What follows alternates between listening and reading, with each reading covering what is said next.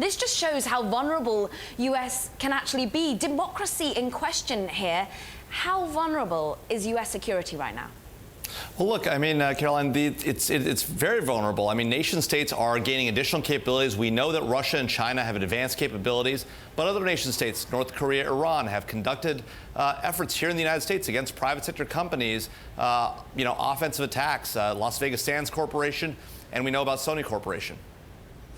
We also know plenty of hacks at the top of the agenda throughout the week. But Jamil, you are at the heart of helping sort of build the backbone of what is now cybersecurity policy in the United States. What is missing? What more needs to be done by the tech companies that surround me here to help protect big authorizations, big companies, and indeed the government? Well, look, the industry and the government need to come together and work together more effectively. We don't have a national policy on how we're going to deal with a major nation-state attack against us. We don't have a clear government policy, and we don't have a clear ability for the government and the private sector to work together. So we've got to find a way to bring the two together and defend the nation in cyberspace. Defending the nation, does that mean, as Obama puts it, retaliation? What would that involve? Well, look, I think clearly if a nation state comes after the United States, whether it's in cyberspace or in real space, we need to respond, and we need to respond swiftly and with clarity. And so you don't have to respond to cyber in cyberspace, but you do have to respond. And if, in fact, Russia was responsible, which it appears they were, it is critical that the United States respond and respond swiftly. It's interesting. Rex Tillerson, now Secretary of State-elect, it would seem, he obviously had relationships with Russia in the business community. What does it mean going forward for relationships between the U.S. and Russia from a diplomatic standpoint? Sure. I mean, look, Rex Tillerson was the CEO of a major U.S. company. They obviously had dealings in Russia. They had oil dealings there, not surprising.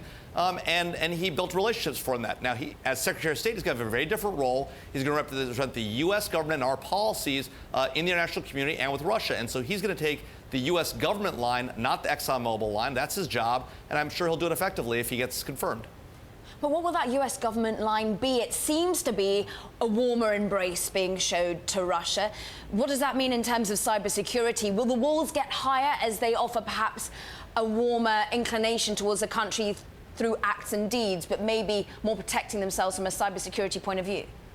Yeah, well, look, no doubt we have to protect ourselves very effectively on cybersecurity. It's not just Russia, it's China, North Korea, Iran. But look, it's unclear whether the administration, in fact, will have a warmer relationship with Russia. I know that people have taken that view because of the statements that President-elect Trump has made during the campaign and Mr. Tillerson's relationship with Russia. I wouldn't assume that. Russia's doing a lot of bad stuff in Europe. They're getting involved in Ukraine.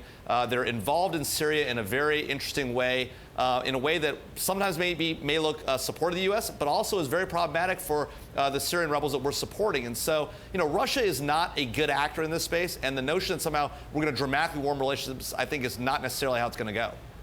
Jamil, I thought it was really interesting you naming other countries there. Talk to us about the key risk at the moment when it comes to U.S. security, U.S. policy, U.S. companies and organizations. Is Russia the number one threat, or is there more that you see to come? And will it just be cybersecurity that we need to be worried about? Well, look, I think internationally we've got a lot of security issues to worry about. We've got ISIS growing in power. Although we've taken some actions against them in Iraq and Syria, we've got Russia increasingly aggressive in Europe. We've got China increasingly aggressive in the South China Sea. On cyber in particular, China and Russia are the leading actors. Now, in particular, I think for our companies, we need to really look at the Chinese situation with intellectual property theft. It's a huge problem. It's been going on for a while now. The president has taken some action, and it looks like the Chinese will walk some of it back. It still continues, however, and we should not forget that the core of the American intellectual economy today is our intellectual property. If that walks out the back door to China and is given to Chinese companies, that's a disaster for our economy, well outstripping any other problem.